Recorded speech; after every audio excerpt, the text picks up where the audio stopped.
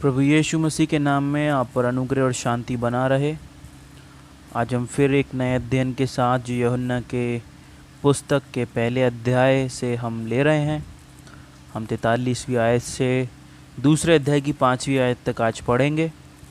और जैसा कि हम पिछले दिनों में 42वीं आयत तक पढ़ चुके हैं, अध्ययन कर चुके कि परमेश्वर के वचन क्या क्या कह रहा था। अब हम देखेंगे 43वीं आयत से दूसरे अध्याय की 5वीं आयत तक, और एक एक करके हम आयतों को पढ़ेंगे और समझेंगे कि परमेश्वर का वचन क्या सिखा रहा है। तो आइए हम पढ़ते हैं। दूसरे दिन यीशु ने गलील को जाना चाहा। वह फिलिप्पुस से मिला और कहा, मेरे पीछे हो ले। यहाँ पर यीशु कुछ समय पहले यरदन के पास तक थे और फिर वो गलील को जाना चाह रहे थे, और रास्ते में उन्हें फिलिप मिले, यानी उनके एक और नए चेले, और फिलिप्पुस भी उनके पीछे हो लिए। आगे लिखा है, फिलिप्पुस अंद्रयास और पतरस के नगर बैतसैदा का निवासी था।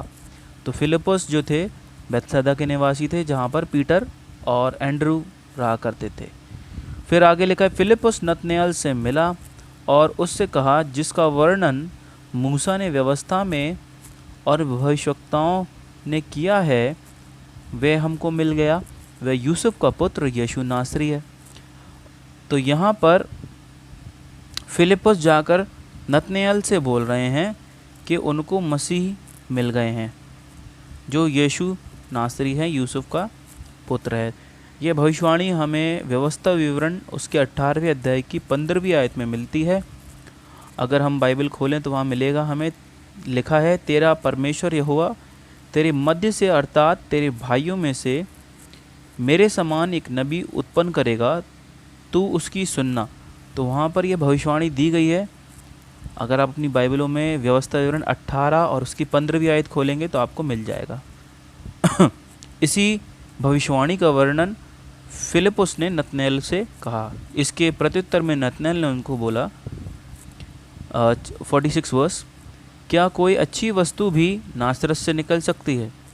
अब जैसा ये नतनएल बोल रहे हैं, ऐसा लग रहा है कि नासरत कोई अच्छी सी जगह नहीं है, कोई नामी जगह नहीं है, शायद गलत या बुरी जगह है, इसलिए उन्होंने ऐसा बोला, क्या नासरत से भी कोई अच्छी वस्तु निकल सकती है? लेकिन यीशु नासरत के ही कहलाए। आगे लिखा है 47 वर्स में, यीशु ने नतनएल को अपनी ओर आते देखकर उसके विषय में कहा, देखो यह सचमुच इज़राइली है, इसमें कपट नहीं। नतनएल ने उससे कहा, तू मुझे कैसे जानता है? यीशु ने उसको उत्तर दिया, इससे पहले कि फिलिप्पुस ने तुझे बुलाया, जब तू अंजीर के पेड़ के तले था, तब मैंने तुझे देखा। नतनएल ने उसको उत्तर दिया, हे रब्बी, तू परमेश्वर का पुत्र है, तू इज़राइल का महाराजा है। यीशु ने उसको उत्तर दिया, मैंने जो तुझसे कहा कि मैंने तुझे अंजीर के पेड़ के तले देखा, क्या तू इसीलिए विश्वास करता है? तू इससे भी बड़े बड़े काम देखेगा। फिर उससे कहा, मैं तुमसे सच कहता हूँ कि तुम स्वर्ग को खुला हुआ और परमेश्वर के स्वर्गदूत को मनुष्य के पुत्र के ऊपर उतरते और ऊपर जाते देखोगे। तो यहाँ पर यीशु मसीह और नतनएल के बीच वार्ता हुई, और यीशु ने नतनएल को एक सच्चा इज़राइली बताया जिसके अंदर कपट नहीं है। और नतनएल ने उसके प्रत्युत्तर में बोला कि आप परमेश्वर के पुत्र और इज़राइल के राजा हैं, है ना। जब नतनएल ने ये बोला तो यीशु मसीह ने उसको सलाह दी कि अभी तुम इससे भी बड़ी चीज़ें देखने वाले हो। जब यीशु कह रहे हैं कि तुम स्वर्ग को खोला और परमेश्वर के स्वर्गदूतों को मनुष्य के पुत्र के ऊपर उतरते और ऊपर जाते देखोगे, इसका अर्थ ये है कि हम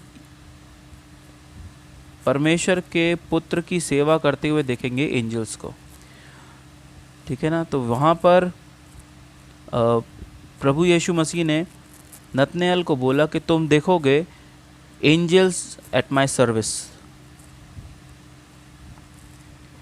तो यहाँ पर कुछ बातें हमने सीखी।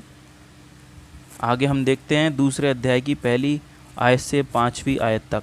फिर तीसरे दिन गलील के काना में किसी का विवाह था और यीशु की माता भी वहाँ थी और यीशु के चेले भी उस विवाह में निमंत्रित थे। जब दाखरस घट गया तो यीशु की माता ने उससे कहा, उनके पास दाखरस नहीं रहा। यीशु ने उससे कहा, हे महिला, मुझे तुझसे क्या काम, अभी मेरा समय नहीं आया। उसकी माता ने सेवकों से कहा, जो कुछ वह तुमसे कहे वही करना। अगर हम इसको वर्स बाय वर्स देखें तो वहाँ पर पहली चीज़, यीशु मसीह गलील पहुँच चुके हैं। वहाँ एक शादी है जहाँ पर यीशु मसीह के चेलों को भी बुलाया गया और यीशु मसीह को भी आमंत्रित किया गया। तीसरी आयत में देखते हैं कि शादी में दाखरस की कमी हो गई। जब दाखरस की कमी हुई तो यीशु मसीह की माता ने, वो जानती थी यीशु परमेश्वर हैं, उनसे कहा कि यहाँ पे इनकी कमी हो गई है। अब सोचने वाली बात है कि यीशु मसीह से उन्होंने ऐसा क्यों कहा कि यहाँ पर कमी हो गई है, क्योंकि वो जानती थी कि यीशु मसीह इस कमी को पूरा कर सकते हैं। लेकिन यीशु मसीह ने उनको उत्तर में क्या बोला? हे नारी, हे महिला।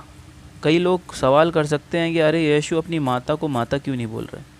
अगर आप पूरी बाइबल का अध्ययन करेंगे नए नियम में, कहीं पर भी यीशु मसीह ने अपनी जो शारीरिक माता हैं उनको माता कभी नहीं कहा। कई बार हम सोच सकते हैं कि ऐसा क्या हुआ या क्या कारण था कि यीशु ने अपनी माता को माता नहीं कहा। उसका केवल एक ही कारण है कि यीशु चाह रहे थे कि मरियम भी जाने और समझे इस बात को और याद रखे अपने मन में कि यीशु मसीह उसके भी परमेश्वर हैं, यीशु मसीह उसके भी खुदावंद हैं, यीशु मसीह उस पर भी उसको भी यीशु मसीह के पास आने की ज़रूरत है मुक्ति के लिए।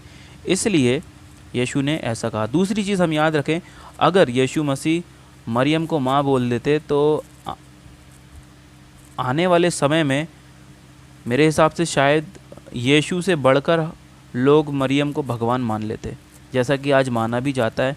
कैथोलिक समाज मरियम को यीशु मसीह से बड़ा दर्जा देते हैं, जबकि मरियम भी एक मनुष्य है और उसको भी उद्धार की ज़रूरत थी और उसने भी अपने पुत्र पर, यानी परमेश्वर के पुत्र पर जो परमेश्वर ने उसको दिया, विश्वास किया और उसी कारण से मरियम का उद्धार हुआ।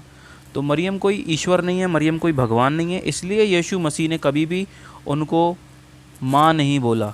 और जब भी परमेश्वर को यीशु ने संबोधित किया तो पिता के रूप में संबोधित किया। हमें हमेशा याद रखनी चाहिए, अपने कैथोलिक भाइयों से जब भी बात करें उनको सिखाएं ये चीज़ कि, और उनसे पूछें कि यीशु ने मरियम को माँ क्यों नहीं कहा कभी पूरी बाइबल में। कहीं पे भी एक स्टैंजा आप हमें बताएं जहाँ पर यीशु ने कहा हो मरियम को माँ।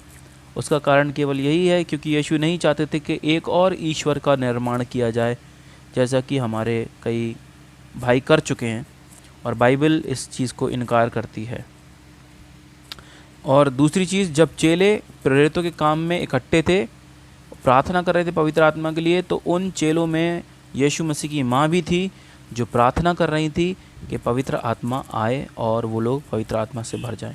तो यदि यीशु की माँ सच में ईश्वरीय होती तो पवित्र आत्मा की बाट नहीं जोती।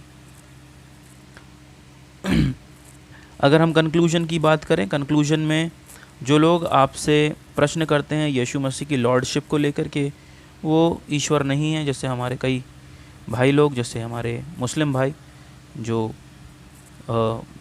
कुरान के हिसाब से कहते हैं कि यीशु ईश्वर नहीं है, यीशु परमेश्वर नहीं है, तो उनको हम ये आयतें दिखा सकते हैं 50 और 51, जहाँ पर एंजल्स जो हैं यीशु मसीह की सर्विस पे हैं।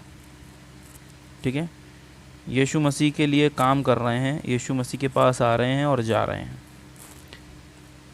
दूसरी चीज़, वो मरियम को माँ नहीं बोल रहे हैं क्योंकि वो मरियम के भी परमेश्वर हैं। और जैसा कि लास्टली मैं बोलूँगा, जो मूसा ने कहा तुम मेरे जैसा एक नबी तुम्हारे बीच में उत्पन्न होगा, तो मूसा और यीशु में भी काफ़ी सारी सिमिलैरिटीज़ हैं। समय की कमी होने के कारण मैं आपको 2-4 ही बता सकता हूँ। जैसे कि जब मूसा का जन्म हुआ तो बहुत सारे इजरायली बच्चों को मारा गया, वैसे ही यीशु के जन्म के समय हुआ और मिस्र में जाकर यीशु मसीह बच गए। बात देखी जाए तो मूसा भी मिस्र के घर में जाकर बचा और फ़िरौन की बेटी ने उसको पाला, वैसे यीशु भी मिस्र में जाकर बच गए। और यीशु मसीह मिस्र से लौटे, मूसा भी मिस्र से निकलकर परमेश्वर के पास गए। 40 साल तक वो लोग जंगल में थे, यीशु 40 दिन तक जंगल में थे। मूसा ने 40 दिन 40 रात उपवास किया, यीशु ने भी 40 दिन 40 रात उपवास किया। कई सारी ऐसी सिमिलरिटीज़ हैं जो मैं बताते बताते शायद समय नहीं है। यीशु की कब्र नहीं है, वैसी मूसा की भी कब्र नहीं है। बहुत सारी सिमिलरिटीज़ हैं, बहुत सारी सिमिलरिटीज़ हैं। सो परमेश्वर आज के वचन पर आशीष दे। आप याद रखें इन वचनों को जो सीखा आज आपने, और परमेश्वर में बढ़ते जाएं, उसके वचन से सीखते जाएं, अपने भाइयों को सिखाएं। और यदि आपका कोई प्रश्न होता है तो नीचे कमेंट करें और पूछें, ताकि अगली अध्ययन में हम उन प्रश्नों को भी कोशिश करके ले सकें। तो परमेश्वर का अनुग्रह और शांति आप पे बनी रहे। प्रभु आशीष दे।